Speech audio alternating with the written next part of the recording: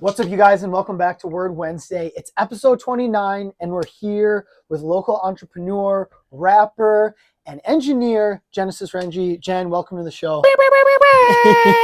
What's good, brother? Thank you for having me. Of course, man. Of course, man. I keep forgetting I'm an entrepreneur. Welcome. Yeah, I'm a I rapper. feel like I have to put that in the people that I know that are like out here hustling and grinding. Getting to it. And That's exactly, respect. getting to it. So I know when people go to your bio on social media content, right off the bat, I see that it says Emmy nominated, Yeah. and it says a ton of different stuff. So right off the bat, can you just like let the people know what that's all about, what we're talking here? Yeah. So your boy is an Emmy nominated rapper and recording engineer. Love that. Yeah. We did this was in I want to say like 2018. Okay. Team J4 reached out to me and my brother Golden Child. He goes by the name Two Tone Gold now, and we made a song for a news story they were doing on the stolen car epidemic at that time when it was first starting to pop. It was first starting. It's astronomical. Now it's epidemic. Yeah, it's over. But when it first started to if pop, only they knew what was ahead of before the Kia Boys, when it was just a Milwaukee. Dude, you know what's crazy thing about it is, okay, so 2018, for how old the Kia Boys, like the average age of the Kia Boys, Yeah. like that means those kids were in like second or third grade when this was going on. Yeah. Sorry, I just had to point that out. Generational. Yes. But we made a song for the story that Team J4 was doing. It's called Stolies. Okay. And just talking about the impact of that on the city and, you know, what that's looking like and the who, what, when, where, why. We won a Edward Murrow Award, which is like a Midwestern, I call it the Midwestern Pulitzer. Okay. Which is a broadcast television news award that they give to journalism. And then submitted it up for the Emmys, and we got the nomination. So, Very yeah. I remember calling my dad at the nomination party in September. He was like, "Hey, man, whether you win it or not, the Emmy nominated. That's something you got forever." Yeah. He's like, that already separates you from everybody, so embrace that. Yeah. And I was like, you know what? Yeah. I got to do that. Yeah, he ain't right. And I'm not the biggest fan of bragging on myself, Yeah. which is crazy if people know me. But there's nothing wrong with being proud. Yeah, man. So Emmy nominated, man. What else is in that bio? I saw some credentials. Nickelodeon. Yeah, that's what I'm saying. What's that's up the with most that? recent one that I'm proud of. Okay. Last year, because I've been doing a little more TV work, getting music placed in television and film. So last year, working with my music supervisor Stacy over at Gravel Pit Music, we got picked up to do some work for Nickelodeon for a project. That project is tossed in the air for whatever. We'll see what happens with that one. Yeah. But I got a call from her on my birthday actually last year, like, hey, Nickelodeon's looking for some music for their holiday special this year, and they're realizing like there aren't any really cool Kwanzaa songs or any Kwanzaa songs for kids. Yeah. So they want to know if you'll be able to make a song about Kwanzaa for the kids to learn about. Yeah. They're like, hit these points in the email, but they told me to make sure you leave enough Genesis in there. Yeah. I was like, they know me by name. Yeah. Oh, these guys have a crush on me. Yeah. So Nickelodeon is the most recent one that I'm super proud of because that was never like on the vision board or anything. Yeah. Kind of out the blue on that. It's like, oh man, that's really dope. Yeah. And other TV placements. I mean, Queen Sugar, Bel Air was the most recent like network television thing that we did. Okay. Adult Swim was the first one. And now, when you're getting these things, is it mostly them like reaching out to you and pursuing you? Well, it's kind of like you. It's through my supervisor. So she basically is like an agent for the catalog. Gotcha. I send her music. She adds it in the system, and then when a opportunity comes across her desk and she thinks I got music that fits for it, she's pitching it out there. Correct. Gotcha. If it hits, it hits. So okay. Man. No, they do great work over there. Hell yeah. I think I've gotten every placement I've gotten has been through them outside of Adult Swim. Very dope. Yeah, that one, Adult Swim reached out to me directly. That was during the pandemic, and I was releasing music. Like I was releasing a song every week. I was like, I'm gonna just drop a song a week until we get out of quarantine. Mm-hmm. And then one of their reps came across the song on SoundCloud. So, we're doing a mixtape for independent artists. We want to add this song to it. I'm like, dope, fire, run it. So I was like, oh, shit. Okay, we need to do a little more sync work. But did you grow up in Milwaukee? Yes and no. Okay. You know, I'm a military kid, so Yeah. in and out a lot. We moved here when I was, I want to say 8 or 9. Okay. My mom's side of the family is here, and I spent a lot of time here. Middle school, high school, I went and lived with my dad for like sophomore and junior year. Okay. Finished my senior year here, and then left for my first year of college. Came back, and I've been in and out ever since. But Yeah. this is What home. schools here did you go to? West Side Academy is Okay. middle school. I graduated from there. That's not a school anymore. Okay. West Side Academy 2 is gone. West Side 1 is there. I was just in that neighborhood the other day, but West Side 2 is gone. I went to King my freshman year. Okay. I knew I was going to King like in the 6th grade. I went to every open house every year until I got into the school. Where else did I go? I went to Custer when I was in the 8th grade. There was like an early high school credit program. So also not Custer anymore. Yeah, not Custer anymore. That's Obama now. Now it's Obama. Crazy. Threw some dirt on my guy's name with that one. But crazy name flip, bro. Crazy name. I was like, look at them trying to clean up East Side High. Bro. That place is wild when I was there. I was like, when you're, because I'm a suburban kid for all intents and purposes. So you have your culture shock moments. There are a few you have. I remember the one I had in middle school when somebody called me a bitch and I didn't know what to do. I was like, wow, this is different. Like, oh, shit. I remember going to Custer and seeing somebody get slapped with a textbook. I was like, oh, this is different. So, yeah, bro. Yeah, Custer was wild. Custer was wild, bro. I used to hear so many stories from home. Oh, the security guards are crazy. The security guards would confiscate your weed and sell it back to you. It was nuts up there. It was nuts up there. Yeah. Trip. Too funny. Left Alabama my sophomore and junior year. So lived with my dad out there. And then senior year, I graduated from Reagan. Okay. Yeah. How'd you like Reagan? Oh, Reagan was good. Reagan was when I started to find myself as a person for real. Because I was younger, super shy, very shockingly, I know, super shy, very introverted, like to myself a lot. But yeah, senior year, high school, more outspoken, I'm a rapper, creative. Were you in Sammer's grade? I think a class above Sammer, a class or 2 above Sammer. Okay. No, Sammer was in the same class as EMMY, right? I think so. I believe so. Yeah, so I was right above. Yeah, but that's where I know Sammer. Okay. Yeah. Cool. Very dope. Yeah. Stuff's changed a lot. Did you see the new rollout for the expansion at Reagan? Yeah, that's the Pat Connington court is crazy. Looks like a college court. Like I thought we were gonna be able to. I thought I was like, oh yeah, maybe I can get 1,000 and get them to name a room or something. Nah, bro, I need to get some more money. Yeah, I need to make some more money. Yeah. Apparently, NBA champions like minimum. Yeah, like I was like, okay, bar set a little high. It's like my intentions and the dream is there. We just gotta grind it out. All right, cool. We gotta get there. Let me go get 3 Grammys real quick. Like, yeah. Key to the city. We can keep the Pat thing. We're just gonna build on the the House of Renji studio or some shit. This is the House of Renji sports equipment shed next to the Pat Connington gym. But we always have this joke because I met Emmett at Reagan. Okay. And Emmett went there all 4 years. So I always joke like, oh no, they're gonna give every accomplishment we have. They're just gonna give it all to Emmett at Reagan. Yeah, everything's gonna be this is Emmett James all the time. I was like, God damn. Yeah.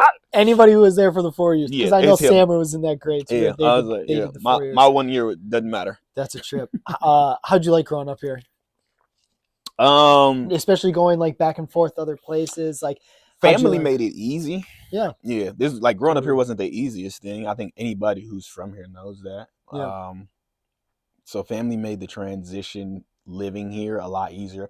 I enjoy it. I have a lot of great memories, especially with family, because I didn't keep a lot of friends growing up just because I was moving around. So growing up here was pretty cool. I think when I was younger, I had a strong stigma against it, but as I've gotten older, I've learned to appreciate it, love it. I mean, I'm to the point where it's like, I'm not gonna say I'll settle down here, but I'll always have something here to come back to. Some base. Yeah, to me, this is home base. This is same. Listen, man, this is as good as it's gonna get right now. Yeah, I feel that. It'll get better, but hey, right now, I'm not mad at this. Yep.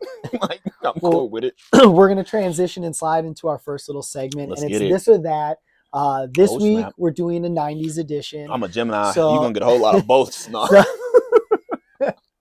So it's all 90s edition stuff. So it's all 90s questionnaire. Are you ready? I'm ready. Let's get All it. right. So question number 1 is going to be, what was the better late night kids segment? Adult Swim Adult or Swim. Nick at Night? Adult Swim. Adult Swim. Adult Swim. What was your like favorite shows on I was Adult raised Swim? on Adult Swim. Justice League. Yeah. Justice League Unlimited specifically raised me. Dude. Afro classic. Samurai. Yep. Okay. Whenever the Boondocks came on, that's when we knew we were up a little too late. Yep. We would have to sneak were on back late. downstairs into my grandma's kitchen because she was the only one. We didn't grow up with cable. My grandma had cable. My grandma had cable So too. we would Same. sneak back down to the kitchen and watch them and turn the volume down to 6. I am the storm that the builder refused. I am the and be just down there cracking the fuck up watching the Boondocks. But yeah, bro, Adult Swim was so for good. sure. You know my affinity for Batman, but that comes from Justice League. I tell people all the time I'm a DC loyalist because, for all intents and purposes, Justice League raised me. Like, so it was such a good series. Yeah, it's beautiful. Okay. Animated DC can't lose. Okay. Now, out of we're gonna go to question number 2. And question number 2 is going to be, obviously in the 90s there was all different types of like little electronic toys and stuff like that. What did you think was a more goated toy? Skip It or Bop It? What the fuck? What the fuck was Skip It? Skip It was the one where you put on your ankle and you'd have to jump over. Bop it. No, Bop It. Fuck the Skip Bop It. It. Twist it. Yeah, Bop It. Bop It. Yeah. Went hard. The Skip It was trash. Yeah. Skip It was garbage. We still play Bop It now. True. Yeah, That's nah, true. bro. There's a reason why Bop It's still around. Yeah. Skip It, believe it or not, is still around. Really? It is. Are they doing well? I can't imagine they're doing as good as Bop It though. But a Skip It's got to be so cheap to make. Oh. It's a plastic, anklet with like a little chain and it's an ankle monitor with a ball. Yeah, with a spindle type dreidel on it. Yeah. Okay. Listen, that shit's great for like soccer players. Okay. Okay. Now we're sliding to question number 3, and question number 3 is going to be, what's the better candy, Fruit by the Foot or Gushers? Wow. It depends on the mood you're in. I agree. It's 2 very different candies. Okay. See, and I'm gonna say this is like, as a kid, it's Gushers. Okay. As a kid, it's Gushers because it's like, it was more than just a candy. It was like a 2-in-1 thing. It was like, I get this chewy candy, and then I get, the surprise juice filling thing or whatever. Mm-hmm. As an adult, it's Fruit by the Foot, bro. Like, okay. Yeah. We had the tongue tattoos, the many different flavors. You can still eat that shit now, and your teeth won't hurt. Like, yeah. So you know what's funny? For me, it's the exact opposite for the same reasons. Because I'm like putting fake. I have real tattoos, so like the fake tattoos when I was a kid, and like that seemed like so much candy. Like a Fruit by the Foot. Like the Fruit by the Foot seemed like so much candy. That's a lot of candy now still. And I had braces for like 2.5 years. Oh, so I couldn't eat Gushers. They would just fry the braces. But Fruit by the Foot, I could still make work. So that's why for me, I can see that. Yeah, no, Gushers now fuck me all up. I think I'm 60 eating a Gusher. Yeah. I'm like, what is going on, bro? So question number 4 of this week's This or That is going to be, who was the better best friend? Skeeter from Doug or Gerald from Hey Arnold? Gerald. Yeah? Gerald. Was he? Yeah. Okay. Gerald be ready to ride. Yeah. Gerald was ready to go. He was. The black friend is always the better best friend. They totally implied that he was supposed to be like the nerdy black neighbor. Gerald was about it. Gerald was about it. I feel like, especially like as you grow up, Gerald in high school would be down to have Arnold's back. You know a Gerald in your real life. Yeah. I don't know if you know a Skeeter in your real life. Skeeter was always telling him shit that he didn't necessarily want to hear. He was just like, not necessarily, like, that's what I thought about it. I was like, man, he was almost like too much of a guidance to where it was like, man, you can't be the best friend. The best friend's got to antagonize a little bit. You like a older cousin. Yeah. Okay. The uncle that's the same age as you. Right? Yeah. Grandma had old kids and young kids. Totally. No, you better listen to Unc. Like, bro, you're 3 weeks older than me. What are you talking about? What the fuck? I don't even call you uncle. Like, what? Hey, chill out. Hey, Brian. That guy, right? Yeah.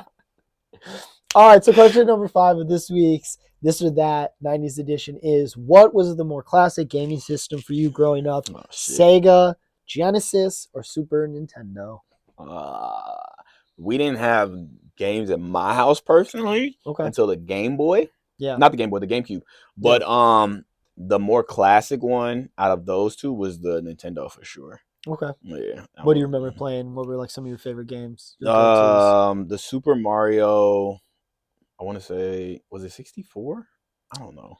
That would have been. It was the one where he was running around the castle. Yeah, that's N64. Yeah. Yep. Yeah. Okay. So that one was like the staple play off of the game, off of the Nintendo. But we grew up in a PlayStation family. Like Same. my cousin had a PS. He had a PlayStation 2.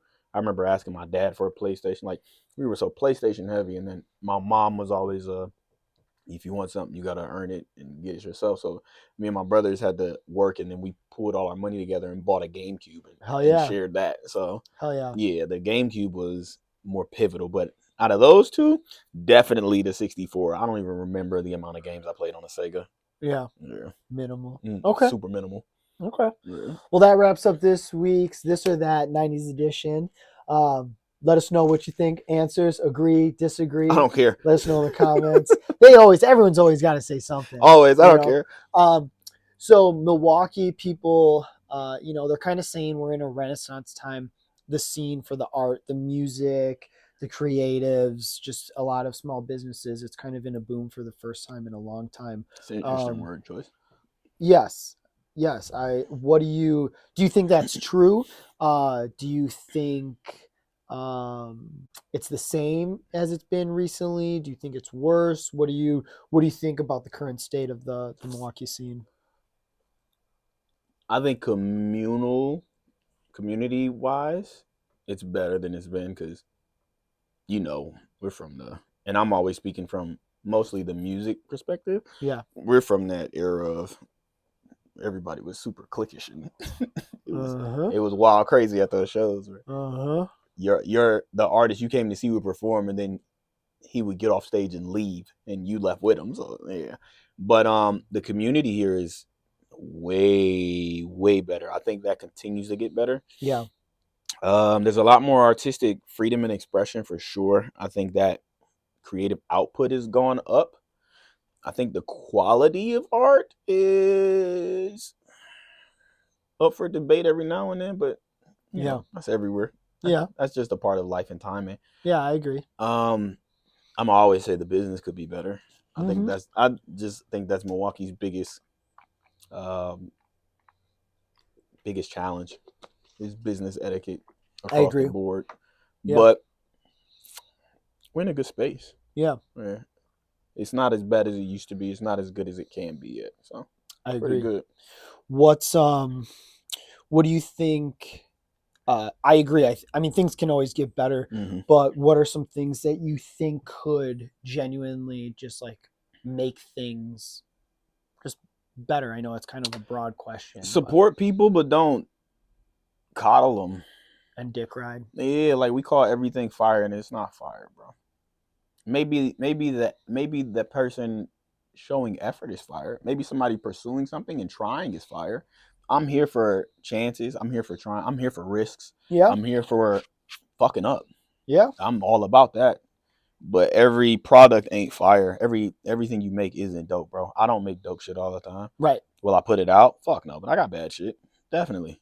You just got to make it and get it out the way. But yeah, I think if we were a little more higher standard, for sure, creatively honest with each other, okay, and if people didn't, as long as people don't take critiques as a personal attack, then the elevation can only go up.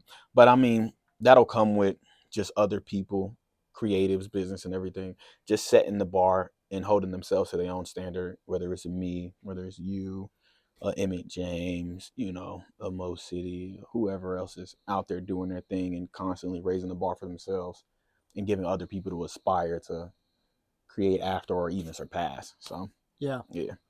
Okay. That's about it. Yeah. Stop lying to each other, man. Y'all shit don't be fire. I agree. And hold each other accountable. Yeah. Ain't nothing wrong with having trash shit. Right. Because there's a lot of stuff I see, and it's that way too in the like clothing and vintage like scene, to where like people just gas each other up so hard to where it's like, dog, because I don't want to say too much to like make it too obvious, but there'll be things that I see, and I'll say on the fashion side where it's like they'll be like, yeah, this is my clothing brand, and it's like, bro, you just went and paint splotted on the left side like it was one of those fucking Instagram videos where dog just swings the paint can around the empty fucking room on a can. To me, that's not art. To me, that's not even effort. There's no real intention behind that. There's no real focus in it. If that's a piece of the process and the journey, cool. I'm just not gonna be the one to. I'm not gassing it up. And I think people often misconstrue the reality of you're making T-shirts and With you have fashion. a brand. Yeah. Because you can be doing fashion, you can be making items, but there's a difference of saying, you know, I have a brand. Yeah. You're looking to start a brand because a brand has to have a following. What's the mission statement? What's the goal? What's like, you have to have a signature thing about you. And correct. A lot of people don't have that. Correct. Oh, you just made a different T-shirt. Yep. Even I've been there. It's like, hey, bro, we about to roll out merch. That's not merch, bro. We just put on another T-shirt. Okay, we need to be creative. We need to pivot and put out something that hasn't been done before. Correct. Yeah. It ain't shit to roll out a T-shirt. Everybody can do that. Eric from Moda 3, I bring it up all the time. When I was leaving Moda to do SayWord, he was like, you need to remind yourself, like, everybody's making T-shirts. A million people are making T-shirts. What are you doing differently to set yourself aside? Like, what is SayWord? What is going to draw people to SayWord over other things? And that's something that we've like really focused in and like honed in on, is like the SayWord experience and the identity. And you've done that very well. What to expect when you're here. I remember the first shop. Thank you. Yeah. Yeah, exactly. And I feel like so many people are like, oh, this is like the first shop, but like exploded and on crack because it's just the same of everything, just a million times more of every section. I think you're at where like my mom was reminding me where I was, and I want to say like 2019. I was in Dallas visiting my god sister and her family, and it was a Sunday. I wasn't sitting through a black church in Texas. I'm good. So I went out to the car. I was like, I'm calling my mom. My mom's church today. I'm talking to my mom. I'm like, yeah, I don't know. I'm just thinking about making it. Like, I gotta make it. And she was like, well, when you first started pursuing music, what was making it for you? I was like, making it for me was Gerald Walker. Like, that's somebody I know personally who pays all his bills off of just music. She's like, okay, you doing music full time, right? I was like, yeah. You paying all your bills? I'm like, yeah, I ain't as rich as I want to be, but everything's taken care of. You made it. She's like, now you're just expounding. All you're doing is expanding. So that's what I feel you're at now. You're just expanding this thing and it's growing bigger and bigger. So every year when I'm looking at like pictures from even like 6 months ago, 9 months ago, I'm like, damn, we have so much stuff in the store and so much stuff's changed. And like, you know, we get so many new faces every day. And that to me is what's crazy. That's a win right there. So many new, and people who are like, oh, I've lived in the neighborhood for 10 years. I didn't know you were here. And it's like, dude, we've been on the block for 5 years now. Like, we're not by any means, you know, super long-term veterans, but we ain't new either. We've been here for 5 years, you know, and counting. So, yeah. Okay. So this segment we're running, it's called On the Spot with Genesis Renji. Shit. Are you ready? And this segment, what we're doing is where you answer rapidly your top 5 on 3 different categories, and it's on the spot with no prep, no warning. Get a drink, get ready. I'm gonna just say me every time. I have 3 different categories. And we want to hear what you have to say. So I'm about to be so fucking outrageous. This is On the Spot rankings with Genesis. Are you ready? No, let's get Question number 1 is going to be top 5 Disney movies of all time. Oh, you ready? Yeah. In order or just I don't have an order? I would say because it's supposed to be quickly, you don't have to. Okay, it's no order. It's just in no specific order. No order. Toy Story, Aladdin, Lion King, Hercules, Moana. Okay. Yeah. Okay. Fight me. Hitting question number 2. Top 5 Milwaukee rappers not named Genesis Renji. Ooh. Again, no specific order needed. I'm thinking too much. All right, ask me the question again so now I can just go. Ask me again.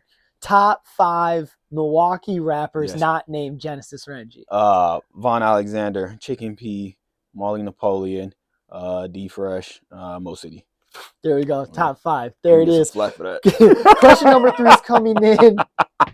Question number 3 is coming in at top 5 Milwaukee best places to get food. Run it. Fuck. Euro Palace. Fuck. Okangairo's. Daddy's on 27th Street. Chiba Hut. Was that 4? Yep. I don't be eating food, bro. Jax. Jax? On Brady? Yes. Okay. Fire. Great choice. And that was this week's random quick comment questions at you. I appreciate that. That's a new segment we're cranking out. They're gonna smoke me. They might smoke you. So you've been performing for a while now. You've been doing a lot of things, both with engineering, helping put on shows, putting people on. What would you say was one of your like top 5? Or sorry, I'm still stuck on top 5. What would you say is your top? If someone asks you what's your favorite or most like impactful moment in this field has been, what's the first thing that comes to mind? What would you say that moment would be? Summerfest 2018. 2018. Break it down for me. What happened? We're opening for EMMY at Summerfest on the Uline warehouse stage. Over 7,000 people there, completely packed. To me, it's the greatest event because I've got the entire house of Renji with me and everybody I'm affiliated with or fuck with. So I remember we're coming to Summerfest in I think 2 or 3 vans deep, getting drove over to the stage. And we're walking up to the stage manager, and she just sees a crowd of 21, 22 kids. She's like, "Oh my God, what are we?" I'm moving like a rapper for real. What are we doing? I was like, "Oh no, everybody here is with me, but everybody here isn't touching the stage. This is just how we congregate and commune." Yeah. Okay. Well, I was like, yeah, we have a VIP gondola for everybody who's not performing. We've got like 6 stage passes. I was like, that's fine. We'll rotate them out. All 11 of them aren't going to be on stage at the same time. Okay, good. That made her. But that day was great. It's perfect. To me, there are moments that show you exactly what you were dreaming about when you were going after the thing. And then it reminds you like that thing you want is still possible. It can be this every day. Like this feeling can be every day. Yeah. So doing that, my mom was there. A good portion of like friends and people I know from the city came out for that. And my brother D flew in from Vegas to come perform.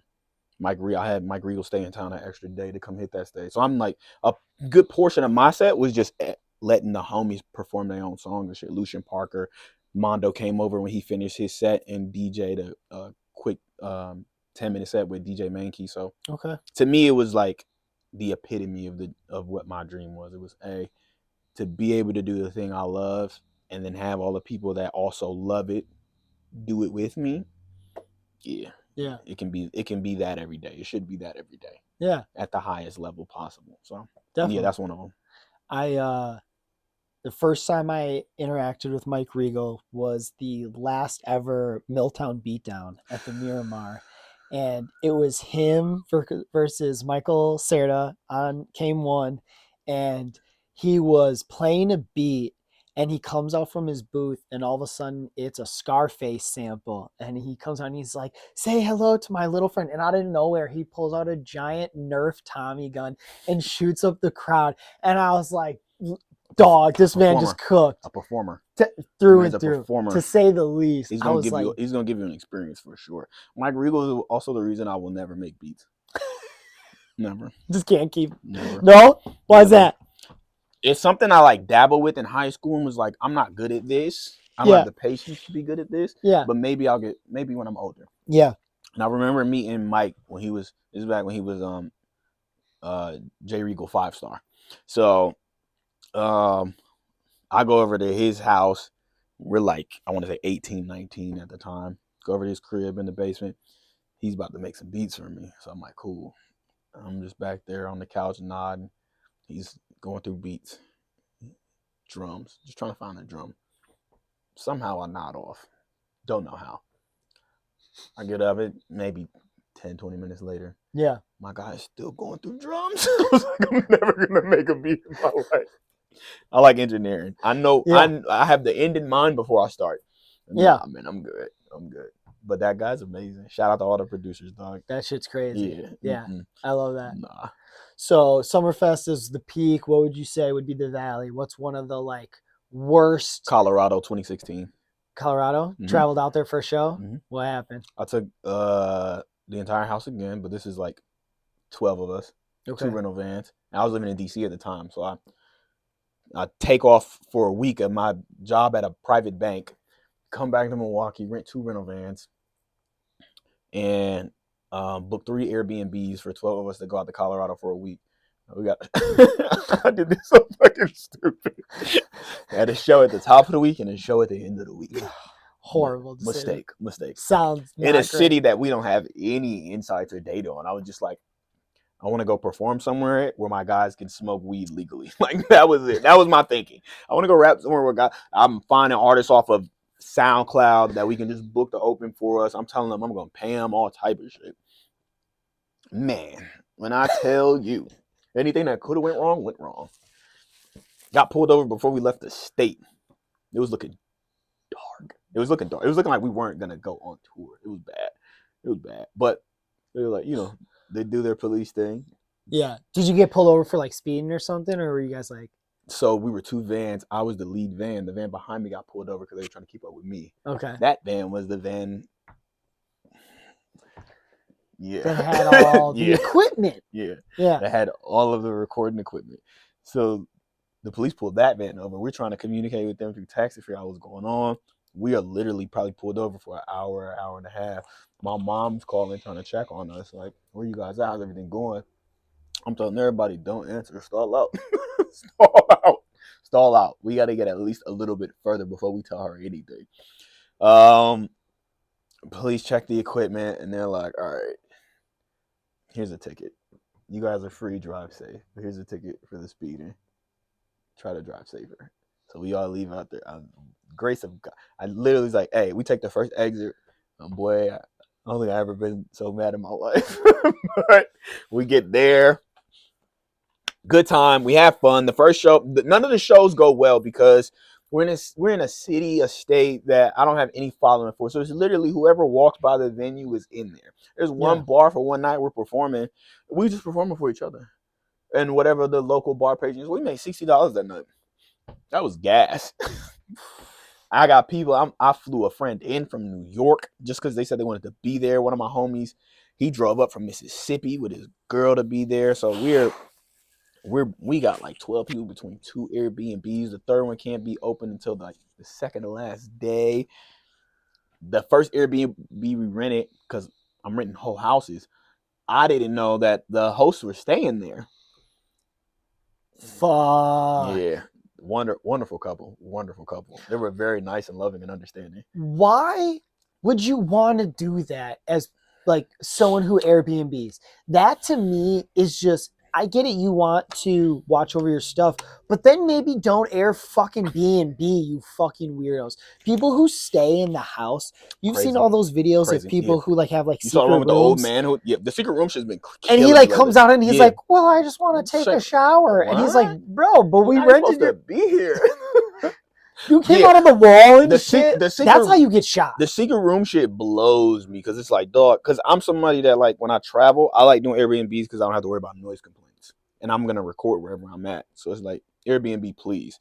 But dog, we're rethinking that. Terrifying. Listen, what's the other one? Verbo? We might have to jump on Verbo or whatever. But that was, I slept up because we had so many people there in the house and they had like a staying limit the first night. I slept in the van that first night. Everybody else is, everybody cozy, cool. All right, I gotta grab somebody from the van a little. I gotta go pick somebody up from the airport a little bit. So I just slept in the van that night, and then I go pick up our homegirl who flew in. But that family was super nice. The other Airbnb, the dude who was rented out, they told us we had a capacity limit, so we had to pay like an extra, I want to say like 40 per person that was in there. So we ended up coughing up like 200. So the extra. So you ended up just losing hella bread on this trip. Oh, that was one of the worst trips of my life. Like worst business wise, one of the worst trips. It was one of the best trips for Together. team building, just getting up. We didn't have any issues. Yeah. The only problem was like half of us ran out of money early. And that was it. And it was just like, hey, some of us got to go home early. And it was like, all right, cool. Drive safe. Let me know when y'all make it back. I get it. Like, I pay for the rest of the shit, so we about to stay for this. Yeah, we literally have to stay. But that's like I tell people all the time, that's like my greatest failure and one of my favorite memories. Yeah. You get 12 people, half of them don't know each other. Most of them ain't never been out of the city before. You take them somewhere that they've never been, doing some shit that they love or want to be a part of. It's different energy. So it was a good time, though. Yeah. You've mentioned House of Renji now a couple times. Let the people know what that is for those who don't know. It's a secret society. I'm taking it back to that, man. I'm tired of people knowing what we are. No. That's fair. That's fair. Rule number 1, we don't talk about the House of Renji. There was a period we moved like that for like a solid 4 years. Nobody knew what the house was. It was like, what's the house? Like, yeah. But the House of Renji is a record label. It's gonna pivot soon, but record label, distribution, used to do artist management, touring, everything. Yeah. That's just been the business that pays my taxes for like a decade now. So yeah. Yeah, fuck man. yeah. Okay. It's been dope though. Yeah. Hell yeah. I've got bigger dreams for it. Yeah. Shout out to my partners Obi and Jay for starting this thing up with me. Shout out my girl Mikey, one of our other co-owners. Yeah, man. We've been able to help create some dope experiences for people, build up some other artists. And I want to do that a little bit better after I take care of myself. That's it. Yeah. Yeah. Hell yeah. Got to. Got to. Okay. Well, now we're moving into our third segment, which is Who Would Win, which is Batman. based off. He's in one of my questions, so get ready. It is based off the podcast Who Would Win, hosted by Ray and James. I've been on a couple times. We also do their merch. You can find it available on SayWerd.co, our website. T-shirts, hats, special items, all types of goodies. So check it out. Drinking that SayWord water. Exactly. No free promos. So it's a super cool podcast. They take 2 people from pop culture. They put them as a matchup. It's a 3-round debate. Here we do a summed up quick version. I ask you who would win. You tell me who would win, and just like a quick summary or a long summary as to why. My bias is going to show in all of these. That's fair. That's fair. So question number 1, we have Gandalf. Who did I put? Oh, it is. Question number 1 is Gandalf versus Dr. Fate. Who would win and why?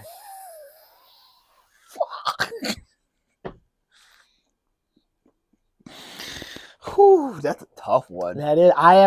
You sent me a list of the fandoms you were into, and I'm like, okay, I can work with these. So I based them all off those. It's Gandalf we talking about, dog. That's like the wizard's wizard. Of wizards. That's Mr. Magic. That's Magic Man. Are you watching Ring of Power on Prime? No. Are you a Lord of the Rings? I am not Lord of the Rings person. Zero. Okay, gotcha. I know that there's a ring. Yeah. I know Gandalf. I know that I used to call it Lord of the Rings, the Twin Towers, which apparently offended people because they thought I was trying to be funny. Oh, no. That's the Empire Strikes Back of all of them. Okay. Yeah. My dad took me to see that in theaters, and I was like, why would you do this to me? Great film. It's like 3.5 hours. The time limit is crazy, but now that's an average Marvel movie. Yeah, but at the time I was like 12. I was like, dude, my legs are numb. At the time it was insane. There was I don't know if they're still open, but Rose Theater over on like 60th and North or something like that. They were doing like a marathon of the Lord of the Rings movies when Return of the King had released. Okay. So you could watch literally straight through. I Twin do Towers, remember that, actually. And my mom took all of us because that's our thing. She took all of us to go. That was a full day. It was amazing. It was amazing. The DC bias in me wants to say Fate, but I gotta say Gandalf. Okay. I gotta say Gandalf. Now, mind you, these are supposed to be head-to-head, like death match, like fight to the end. Fight to the end. Random Dr. encounter. Fate. It's Dr. Fate. Okay. Dr. Fate. It's Dr. Fate. No prep time. It's Dr. Fate. Bro. Okay. It's Dr. Fate. Okay. All right. Now we're coming in with question number 2. It's Battle of the Stretchy Men. Luffy versus Mr. Fantastic.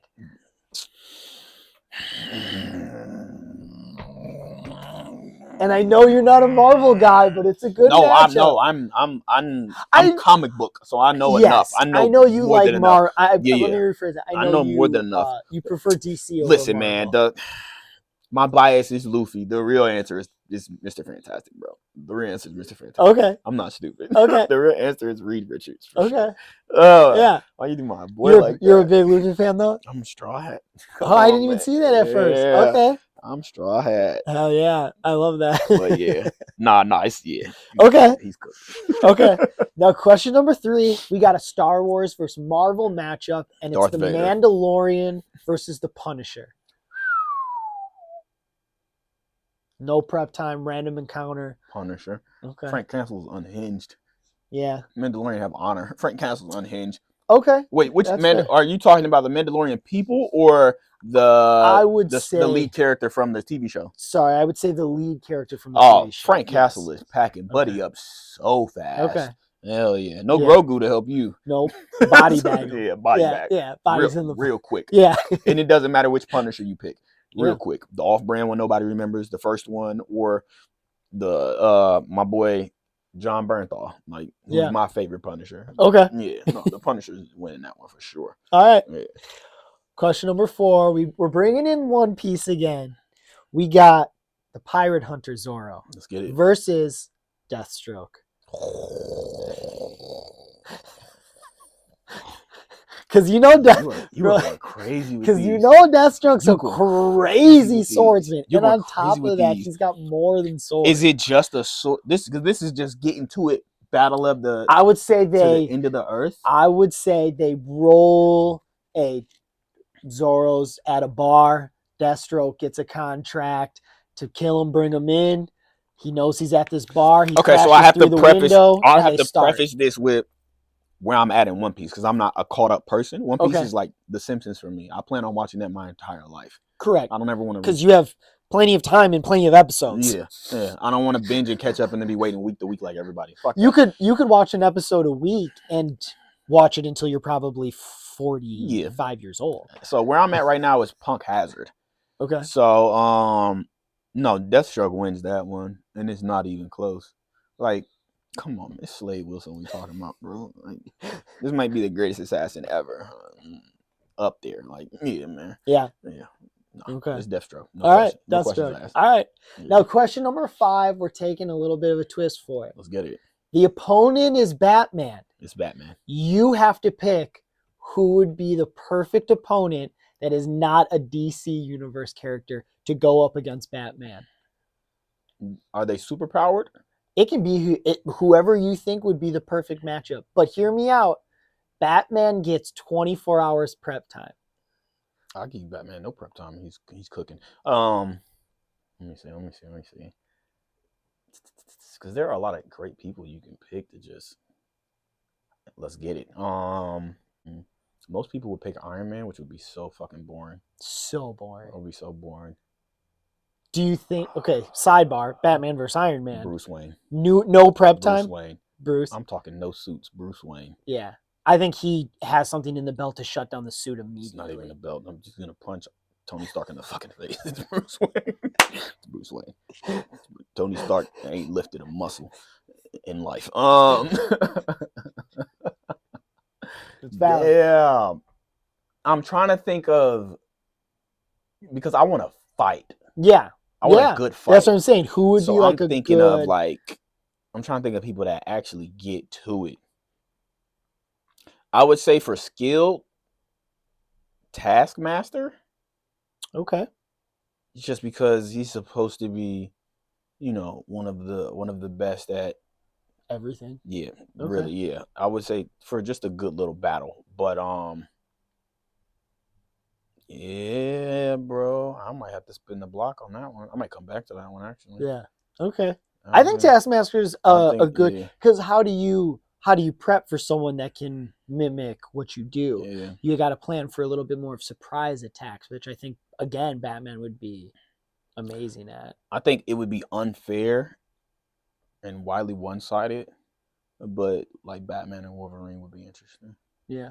Yeah. You think who wins in Batman versus Wolverine? Batman might lose that one. Okay. Yeah. How do you stop Wolverine? That's the thing. Like, maybe temporarily. I think Batman's superpower is adaptability. Like, the man is able to easily adapt in real time to so many situations. Yeah. So he's really good at that. But I think like Wolverine's so unpredictable. Yeah. That's gonna be a long Primal fight. Rage. Yeah, bro. Yeah. So okay. All right. I don't know. Yeah. But I mean, for shits and giggles, if we just Batman and Black Panther, if we want real, just hand to hand, let's squabble Okay, that'd out. be fun. Yeah. Okay. Let's Oh go. yeah. Let's take 2 martial arts masters and let's get to Have at it. Yeah. Okay. Well, that was this week's Who Would Win. Make sure you check out all the previous episodes. The answer of to the every podcast question is Bruce Batman. Wayne. I understand. I get that. So another sidebar, I guess. Who do you think's the best Robin? The best Robin Yeah. is Nightwing. There's no question. It's definitely Dick Grayson for sure. Okay. No question at all. Yeah.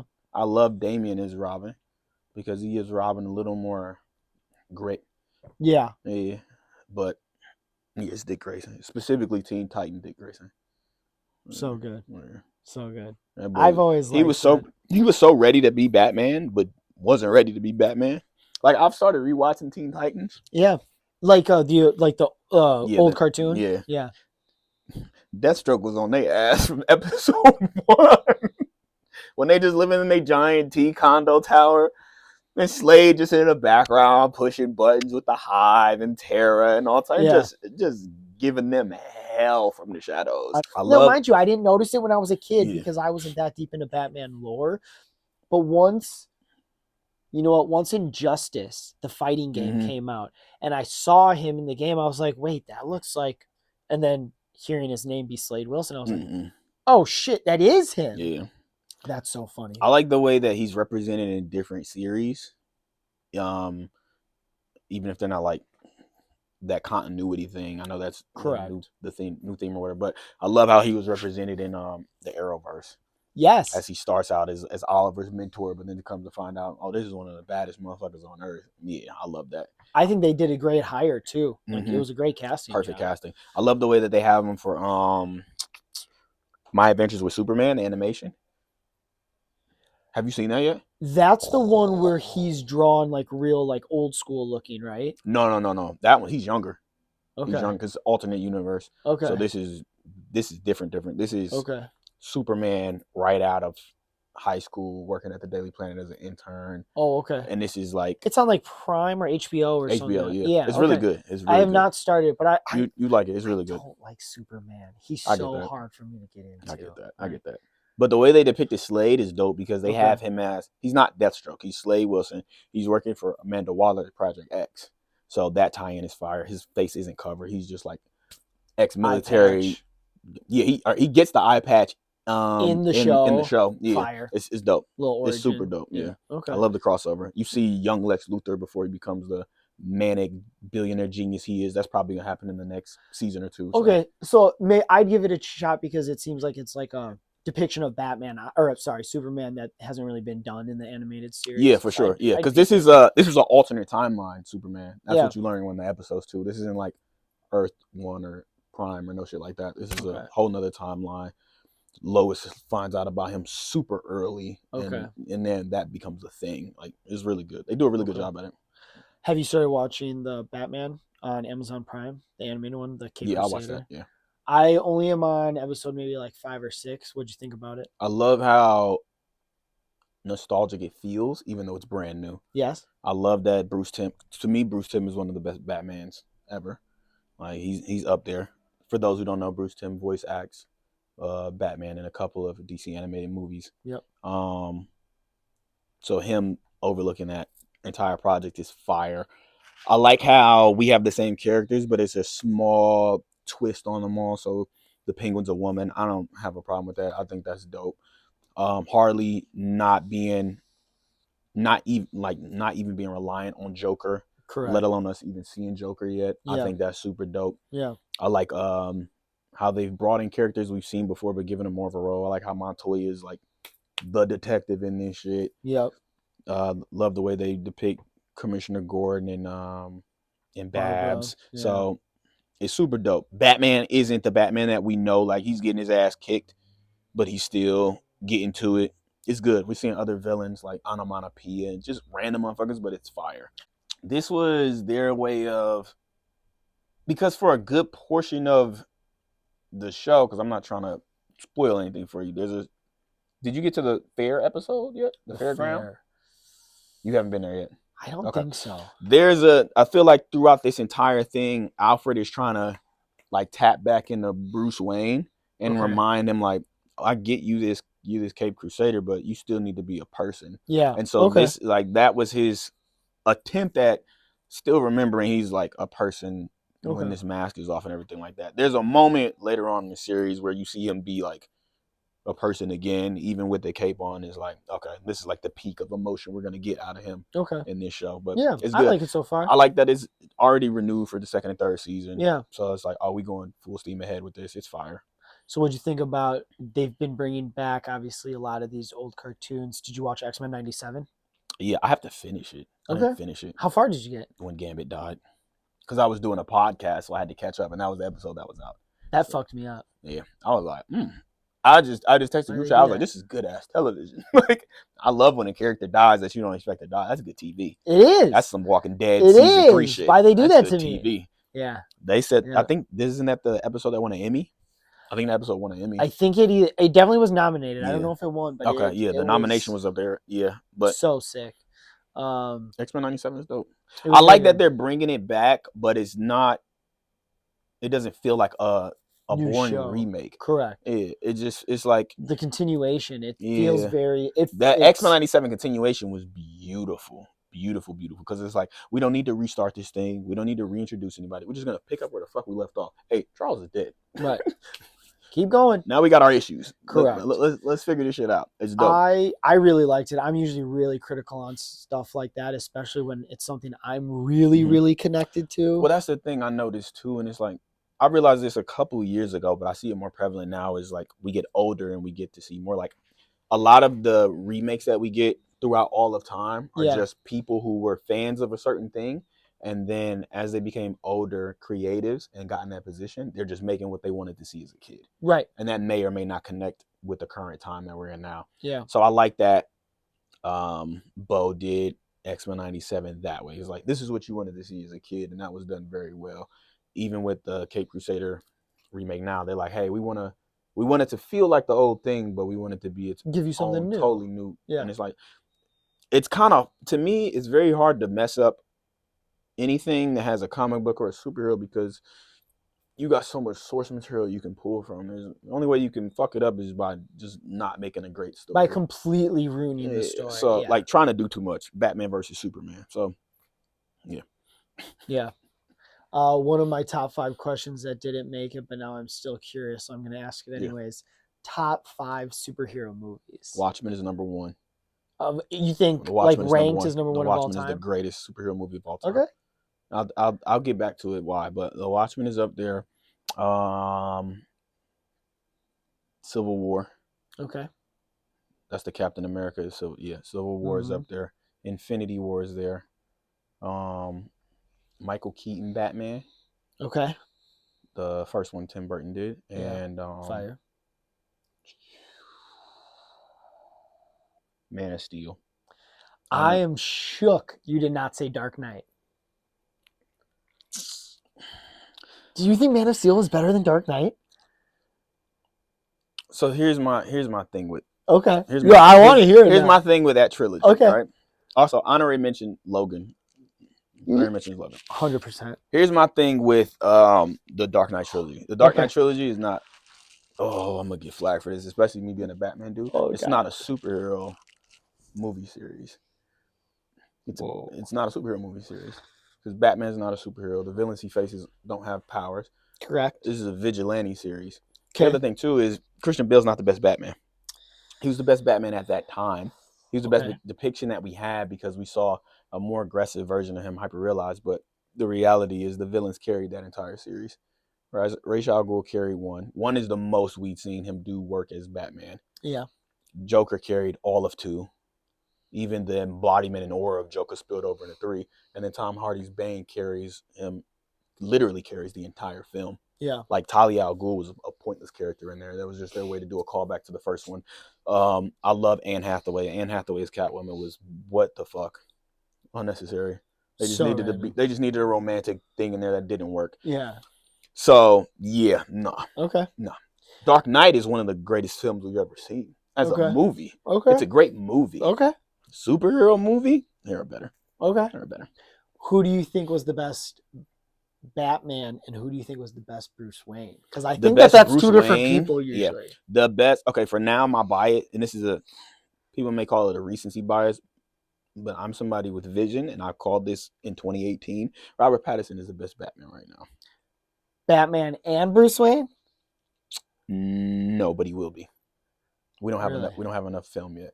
Okay. He's the best Batman right now because he's okay. Well, as of right now, based off of the film we've seen, off of the film we have, it's Ben Affleck. Ben Affleck is the best Bruce Wayne and Batman. He's the best combination of both. Okay. He's the most complete version. Okay. Christian Bale is the worst Bruce Wayne in the world.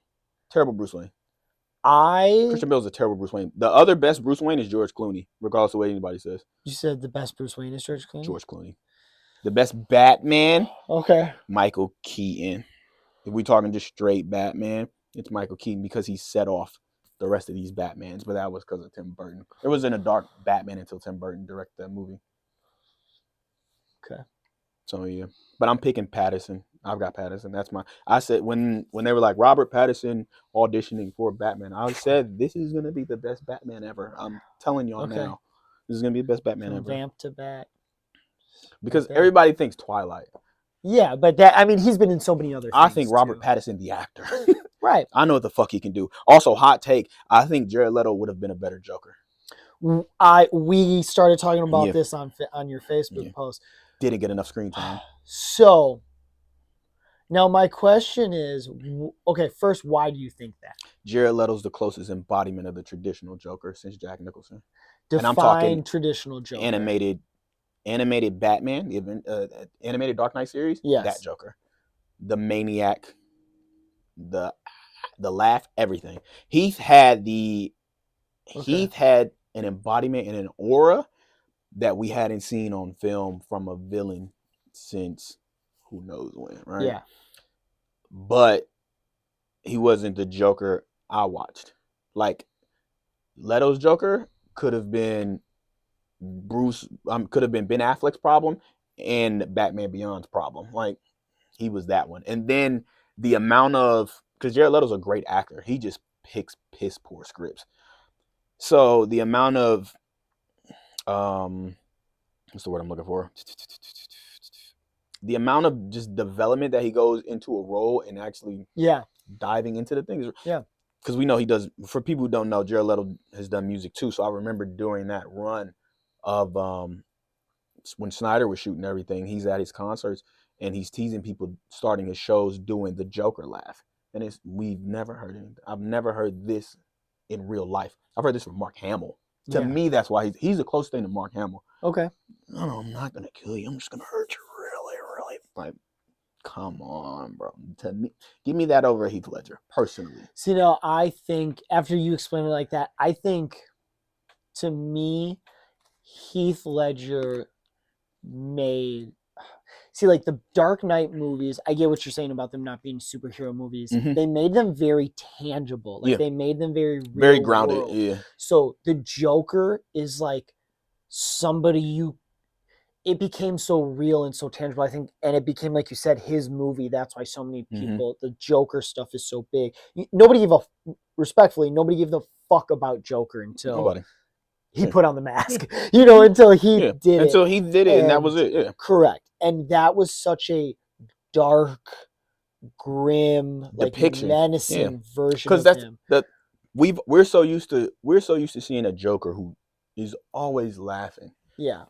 And Heath Ledger's Joker was very unserious about things, but he wasn't laughing. Correct. He was very dismissive of a bunch of shit. Yeah. Even when he was getting, like, the most laughing he did was when he was getting beat in the interrogation room. Yeah. But other than that, he was, hey, bro, I'm here to fuck shit up. It was psychopath. Yeah. It was psycho Joker. Not maniac. Yeah. Because Leto was giving me manic. Correct. Yeah. And I guess I would agree with you that if they would have allowed him to develop a little bit more, because when I think of Joker, I think of, he's literally supposed to be like goofy and amusement park to where like he's bipolar manic to where he's, gonna slit your throat 1 second, then he's laughing and the knife's rubber. I think the best thing that Ledger did though was Ledger brought out the genius that Joker is. Because if you watch Batman, you know that we all know that the Joker's a genius. His insanity masks the level of intelligence that's really there, because the man has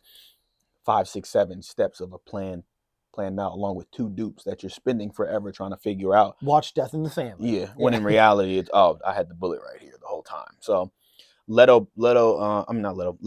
brought out the genius in him and the anarchy in him for sure. But Leto's my personal favorite just because it's a more direct correlation to Mark Hamill and the Joker I grew up watching. So, did you like the Joker movie? Yeah.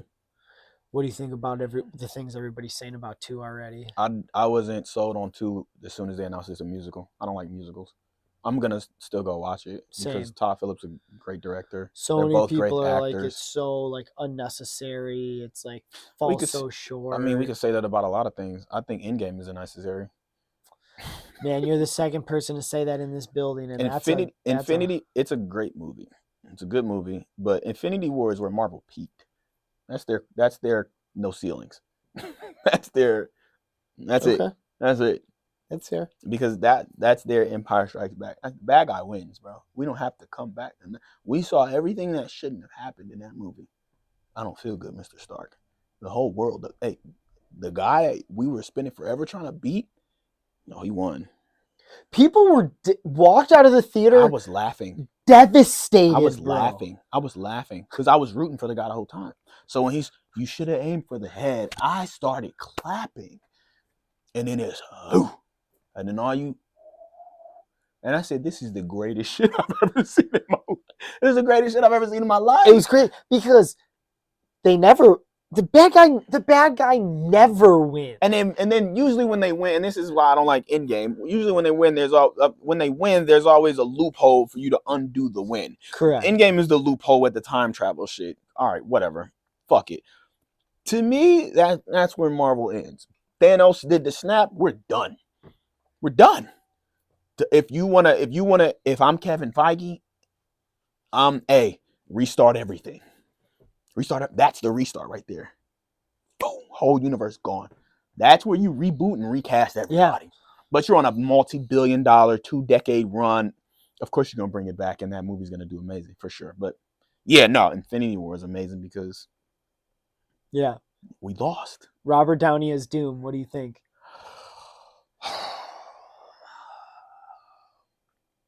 Do you think he'll be used for more than just like the one move? Like, do you think it's going to be like a one-off? Fuck no. No, they're going to if they're bringing him back, they're going to use him. There's too much money. This will be 3 or 4 movies. As a comic book fan, we know why he's there. It'll be the Secret Wars, Armor Wars thing. So correct. He's an alternate universe. That. What it is this was their ace in the hole that they didn't want to have to go get. Correct. Because all the Jonathan Major shit. It looks desperate. It is. It looks very We got to remember, we're at peak streaming capacity, peak content capacity, peak superhero fatigue. So people are mixing up 2 brands now. So now we have to go bring another familiar face back in. We're losing money. Disney's losing money. Their budget for 1 episode of Star Wars is an entire season of something else. So they're losing money on high quality projects that people don't care about because they don't know how to market these things and make people connect to them. And it takes more to hold people's attention now. Yeah. And then you have to justify spending the money for all these other things. Go get the gift horse that worked. Michael Jordan retired. Bring his ass back, bro. We lost the season. Just come on. Give him whatever he wants, bro. Yeah, give him whatever he wants. Yeah. This is 93, 96 Jordan run. He's gonna do it because he's gonna smoke it because he's Robert Downey Jr. It's not who I was looking forward to seeing, but I get it. I feel like Cillian Murphy would have smoked Dr. Doom. What's our guy's name? Mad Mickelson. I'm fucking his name up. You know what I'm talking about, though. Yeah. He would have been the greatest Doom ever. Bro that played not M. What's his name? He's the villain in James Bond. But he would have smoked Doom. Smoked Dr. Doom. But I'm also seeing how this, or if it plays a role in the new Fantastic Four. It probably doesn't, because the new Fantastic Four is a period piece. Correct. So we know, all right, I think that villain is more than likely going to be Silver Surfer or some shit. You know what? I keep hearing things that what's going to happen is in Fantastic Four, because of how well like Infinity War did, they're gonna have them lose at the end. Like Galactus wins, and their planet's getting like swallowed, and the TVA comes in and pulls them and brings them to the sacred timeline. That's gonna piss me off. But isn't that exactly some shit you could see them doing? Yeah. Because they always look for the loophole at the end. The problem with because this is like they already showed Galactus, bro, in a preview. This is the problem with comic book movies now. Continuity is becoming the crutch. Like everything being connected is becoming the crutch. This is DC's downfall when they had the formula and didn't follow it. The need to connect everything is ruining a good movie.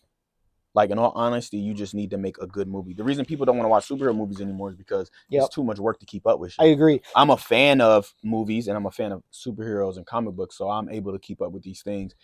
Even if I don't know the backstory or the source material, it's easy for me to piece it together. But the thing people forget is when you're making movies, you have to make it not for the diehard. You make a movie for the general moviegoer, right, who's never seen this shit before, because you're hoping to bring in a new consumer. Yeah. That doesn't work when you're constantly putting out movies that require Easter eggs and connections to something else. If you want this to be a success, let it be its own individual thing. I also think they're going to find some type of way to tie in this universe forward with the way that they ended the Marvels.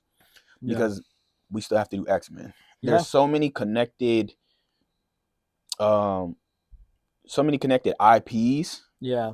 X-Men and Fantastic Four. The timepiece, like this being a period piece in the 60s, throws off the diehard, because the diehard is now expecting everything to be connected somehow. And then it throws off the moviegoer because there's going to be a connection somewhere. And they're like, oh, damn, I thought this was just a Fantastic Four movie. That was DC's problem. That's why I feel like they're going to try and tie it in like that. They will. They will, because this has been the winning formula for the last 20 years. See, but that's why I feel like the first 10 years did so good, because it was like they spent 10 years. You could just see Thor. Yeah. You didn't have to see Iron Man 1 and 2. You could just see Guardians of the Galaxy. But if you stayed for the end credits, that's what tied them all in together. And then it was like, oh, okay, this is building to something. But then it became a point where everything was like, you have to watch this to understand what happened in here. You have to stay. If you don't stay, you're going to miss it. And then that's where DC fucked up, because DC has always been great at it. They're called Elseworld now. The comic books are Elseworlds, but the films are always Black Labels. They're Black Label films. They're standalones. Your Dark Knight trilogies, your Joker trilogy. The standoffs were always great. The moment the DCEU was created, shit went downhill. That was a mistake. The formula for DC should have been Watchmen. You have high action, dark film, dark tone, gritty, which is a majority of DC's characters. DC isn't fun. DC isn't safe. Literally. DC is dangerous. DC is ugly. DC has better villains than Marvel. Everything is grit, grime. No, don't get me wrong. It's a little bit different now in Marvel Comics. But if we're talking in comics, for sure. If we're talking cinematically, overall, it's always been. No, don't get me wrong. DC's always had more like capes and stockings. For sure. But people are getting murdered. You're getting beat to shit. Dude, Batman's the main superhero, and his parents were murdered in front of him. If we're gonna be real, Batman's a criminal, bro. Yeah. I did my own little theory. I rewatched Justice League animated, and I kept track of how many times Batman broke into places. That was it, just B&Es. Man had a 2-to-1 B&E ratio every episode. My man's a criminal. That's my dog. But the Watchmen was it, because high action, the slow motion shit, nobody was doing that. Zack Snyder set that off with 300. Then he brought it back with Watchmen, stockings, capes, fire.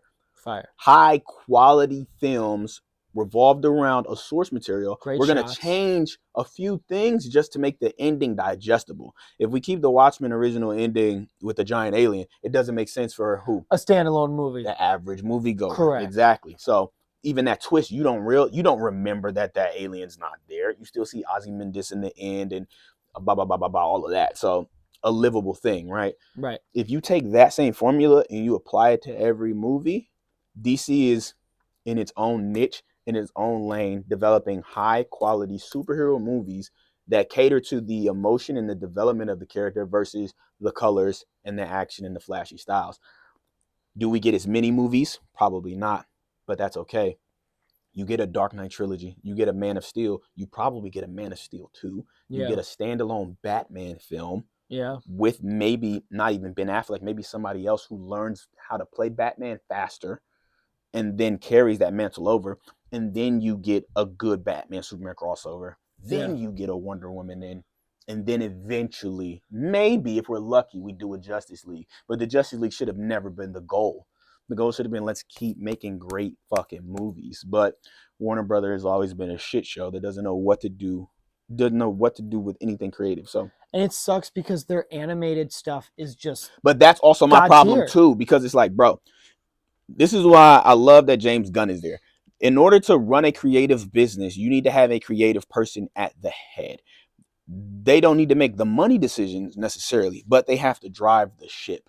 So it's like, hey, here's a guy who is a fan of the source material. He knows this shit. He's proven that he can create and lead a creative franchise. He's done it with Guardians of the Galaxy. He's done it with Peacemakers, and now you know what I'm saying, a win. Sick. So it's like, this is good. This is the direction that we need to go in. I'm not worried about the future of DC now. I think the hardest thing is going to be erasing the previous tenure from a lot of people's minds. A lot of people are stuck on it. That's why Josh Brolin didn't want to be Green Lantern for the upcoming show. He said, "Nah, just the stigma of when Ryan Reynolds was Green Lantern is still there." Yeah, it's a joke. That movie was almost 20 years ago, bro. So it's like, that's how long it's going to take to rewrite what people associate DC with. And that's fine. It's an uphill battle, but it's in the right hands. If I'm running DC, I want to buy DC one day. I want to own it. If I'm running DC, every film is animation. Take an animated film, real life. I'm talking frame by fucking frame. Don't skip a single beat. Everybody loves the animations. Why are we deviating from perfection? This is an open book test. Granted, we want to bring something new to the screen. Cool. That's fine. Let's throw up Creature Commandos. I love that. Let's throw up Matt Reeves' Batman. You're never going to lose with a Batman. I was just talking to my brother about that. That might be arguably the greatest superhero IP in the world. Like, for a single company, you want to lean back on somebody to get you back up? Batman's right there, bro. Superman is so hard to do because you got to make people love a good guy. A super good guy. And I'll be honest, I hate to play this card. It's hard to love a Boy Scout. But it's like, dude, red, white, and fucking blue, white guy. Like, I'm sorry. Superman is America. I think we've all had our fucking fill of white men in red, white, and blue. Yellow. But that's also why the animated superhero Superman is dope. Yeah. Suit's a little different. Okay. A little different. Yeah. But yeah, man, it's right there. To make a bad comic book movie, it means you just didn't give a fuck. Yeah. That's literally at all. I will forever hate Josh Whedon. Wait, what did he? Oh, fucked over Justice League. And that movie should have never finished. That's another thing. I despise Warner, bro. You mean like finished like it never should have come out like at all? Because so this is what I don't know if you know what happened behind Justice League. Zack Snyder's filming Justice League. Yeah. His daughter commits suicide. Yeah. He stopped filming the movie. They go get him, Josh Whedon, who did to finish it. The Avengers. Correct. And then that's why there's the Snyder cut. Yeah. Correct. So yeah. Okay. You go get a Disney director and bring him over to Mr. 300, Mr. Watchmen. Horrible Come decision. on, man. Come on. So then when we get Snyder cut, it's like we don't truly enjoy this movie because we've seen a bastardized version of this, when in reality they could have just put the pause on this shit. Let this man come back to work when he's ready. If he's ready. If he's not ready, eat the bullet. That's business. Redo it. Eat the bullet, it's not gonna bro. look the same coming over and taking someone else. Scrap it. Just scrap it. Don't do it. Just scrap it. Sometimes that's a sign. Just scrap it. Leave it be. Let my man come back and do Man of Steel 2, because that's all we really wanted. And then we'll figure the rest out, bro. Go do Wonder Woman. Fuck that up. Ezra Miller shouldn't have been Flash either, but I digress. No. Who would you have as Flash? Not that motherfucker. Did you like the Flash TV series? No. No. I liked the first season. Was it too campy for you? Yeah. It was. And he just kept fucking up. Like, bro, stop fucking with the timeline. Like, I'm at season 2, episode 2. Barry's fucked with the timeline. I'm not sitting here and watching stupid. That's why I didn't finish Uncut Gems. I'm not about to watch you be stupid all the time. Okay. No, I love the Arrowverse for all intents and purposes. We'll call it that. The Arrowverse did expansion very well. Whether it was the quality that you liked or whether you They did a better wanted to expansion keep and up with it. rollout than the Their fucking expansion, film. amazing, bro, amazing. Built on the back of Stephen Amell, by the way. So it's like to go Arrow, Flash, Legends of Tomorrow, and then you bring in these great TV What actors. was the other one that they did that only had a season Supergirl. The girl with the wand. Zatanna. No. The girl she's in like a patriotic Stargirl. That was an HBO thing. I don't count that because that was a Max Direct, but they brought her in too. They still brought her in. Season 1 was CW. Was it? Yeah. I was watching it on the CW app. You're right. No, you're right. You're right. I was catching up on everything on Max when they brought everything over to Max. Because they ended it. Yeah. That was but even sad. That was like, come on, bro. There were a lot of original TV series that they were making. If they would have just left them directly on Max or kept pushing the CW shit, it would have worked. I've heard nothing but great things about Lois and Superman, the CW show. I haven't seen it yet. Same. But I've heard nothing but great things. And then even the clips I've seen have been good. So it was like him fighting Doomsday and stuff. I just saw that. Yeah. So I'll probably binge that now that it's coming to an end. Have some real closure with that. But yeah, man, I have visions for DC. That's the one thing I would save. Dog. You just gotta do it yourself. Yeah, man. I would save DC and I would save the Cowboys from themselves. Jen for DC. Yeah, man. Hashtag. Listen, man. Give it to me. Keep David Zaslav away from anything creative. Well, before we wrap it up, something I always like doing is having our guest, spill some sauce for just the people listening, for the youth, for whoever, whether it be learn a trade. Whether you're a kid, learn a trade, bro. Whether it be words of encouragement, advice, something to do, not to do. What's the one piece of Gen advice you'd like to dish out? Don't be a rapper. You're just getting in my way. No, man, for real, what the fuck? Y'all don't even be wanting to do this shit for real. Everybody, don't treat. I have so much I could say. Don't treat creative endeavors as quick licks. Anything that involves creativity is not a quick lick, bro. Like if it requires art and creative output, you have to put in 10,000 hours to start. Not 10,000 hours to master. You have to put in 10,000 hours and then you get the practice, bro. Like, there's a very common misconception that 10,000 hours means you mastered the skill. Nah, bro. 10,000 hours, like Karate Kid, you did 10,000 hours of wax on, wax off, folks. Like, now you get to go see where the dojo is. So it's like, I know you've put in your 10,000 numerous times over. Like, you might be on 30,000 now, whereas now I have a location. At least. and I feel like, and I know for you this isn't the end goal. Like I feel like I'm on my third round of 10,000, if not more. Yeah. And I'm like, to me, every year is year one. So that's what I tell people. Always think it's like, oh, you've come so far. It's like every year is year one every year is year one with a bigger cheat code book. If you're doing it right, which means doing it right doesn't mean you're winning all the time. Doing it right means you're trying enough shit to fuck up so much that you've learned and you know what to avoid or what works for you. So if I had to go back into the past and talk to me at 16, who's sitting in the theater auditorium in Alabama high school, and when I'm making the decision that I want to be a rapper, I give them this binder and say, here, I'll save you a decade of time if you follow this. But yeah, bro, it takes 10,000 hours to start. If there's something you truly believe you want to do and be, do that. Yeah. Don't wait. Like, do it now. The only regret I have in life is going to college. It was a waste of time. Yeah. I did that for my parents, and I didn't finish. No knock to my parents. But yeah, bro, don't. Yeah. No. Do for you. And try to smile as much as you can. Like, the world is very heavy. It feels like everything is bad, but that's only because we have social media. So we're shown everything, but we're never shown enough of the good things. So smile as much as you can.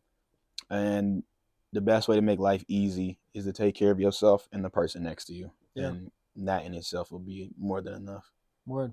No, last and most importantly, let these people know where they can find you. Nowhere. I'm in a house. I'm expensive, bro. What projects you have coming up? Nothing. Nothing? You ain't got nothing on? I'm lying. I'm back outside. Not for like event. Well, I don't know. I've been doing a couple of shows lately. Yeah. Getting me out the house is expensive now. I feel you. But yeah, man, you can find me on any and all platforms. Genesis Renji, GenesisRenji, or go to genesisrenji.com for updates and new releases. At the current rate, I'll spill the beans here because nobody's paying attention for real. You got to tell people what's happening. Yeah. I'm dropping an EP every month until May. I think we're 2 drops in right now. Okay. Yeah, Shot of Gen 4 is out. Roseland is out. Another EP will be out this month. It's going to be called Mason Noir, which is French for Black House. That's going to be Uns music. Okay. Yeah, so stay tuned. EP every month until May. We're leading up to We're leading up to an album. Love that. So hell yeah. Yeah, and nothing on the EPs is going to be on the album. This is just proof that I work harder than everybody. Yeah. Y'all suck. Yeah. Do more. Proof is in the work, baby. That's what I said. I tell people that all the time. I'm like, yo, I don't even care what y'all are doing over there because I just know I couldn't tell you what's happening because I'm so too over focused here. On working. So people are there's music, and I'm such a music lover. Yeah, there's music I have to catch up on still from last year that I haven't listened to because I've just been listening to myself, not on some arrogant shit, but on some.